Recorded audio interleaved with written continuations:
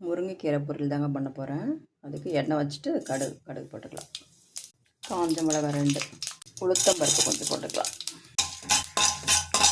பூண்டு நறுக்கி வச்சுருக்கேன், அது போட்டுக்கலாம். ஆனியன் போட்டுங்க, அப்படியே வதக்கலாம். இது வதங்குற டைமுக்கு வேர்க்கடலை வச்சுருக்கேன், அதை போய் நான் தூள் பண்ண போகிறேன். நீங்கள் தேங்காய் வேணால் தேங்காய் தட்டி போட்டுக்கலாம், வேர்க்கடலை வேணால் வேர்க்கடலை போடலாம். இது போய் நான் அரைச்சிட்டு வரேன். சும்மா குறைன்னு அரைச்சிக்கணும். வெங்காயம் மடங்கிச்சு, இந்த முருங்கைக்கீரை போட்டுக்கலாம். முருங்கைக்கீரை போட்டு சால்ட்டு போட்டுருங்க, அப்புறம் கலர் மாறாது. கீரை கொஞ்சம் க்ரீனாகவே இருக்கும்.